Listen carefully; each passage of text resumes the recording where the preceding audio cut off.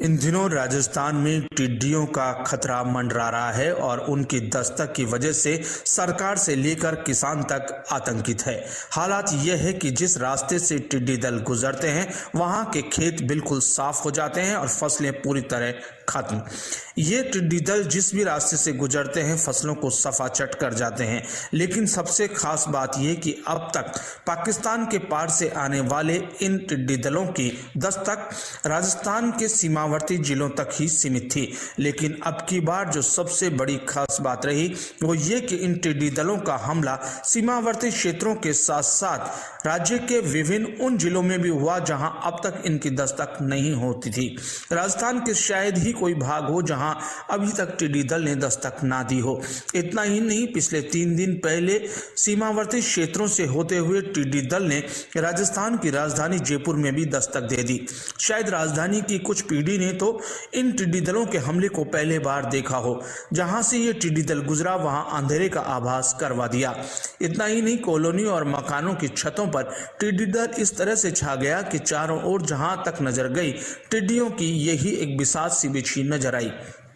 इतना ही नहीं, टिड्डी दल के इस खतरे से लगातार किसान पहले से ही आगाह करते आ रहे हैं, लेकिन सरकार की ओर से जो कदम उठाए गए वो नाकाफी साबित हुए।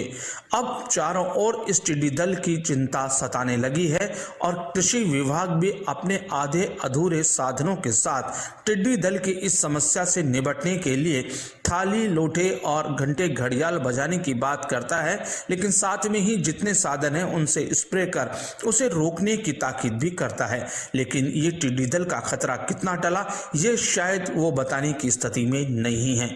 लाखों की संख्या में जब टिड्डी दल गुजरता है तो वहां पर अंधेरा छा जाता है और इनके रास्ते की ट्रेनिंग करते हुए अब कृषि विभाग इनके रुकने के स्थान पर स्प्रे कर इसे सीमित करने का प्रयास कर रहा है।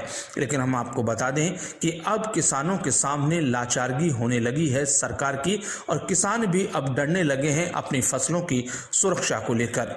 अब जब चारों ओर इनका कहर टूट रहा है तब अब राजनीतिक दबाव भी सरकार पर बढ़ने लगा है। मकराना के विधायक मुरावतिया ने भी पिछले दिनों दौरा किया और किसानों के साथ खड़े नजर आए। उन्होंने भी इस पर चिंता जताई और कहा कि आखिरकार टिड्डी दल के खात्मे के बिना किसानों का रहना संभव नहीं है और किसानों को इसके लिए कुछ करना होगा तो सरकार को भी प्रयास करने पड़ेंगे। टिड्डियों के खात्मे के लिए उन्होंने केंद्रीय राज्य मंत्री चौधरी से भी बात की और बाड़मेर के सांसद कैलाश चौधरी ने उन्हें दिलासा दिलाई कि केंद्र सरकार इस पूरे मामले को देख रही है। उन्होंने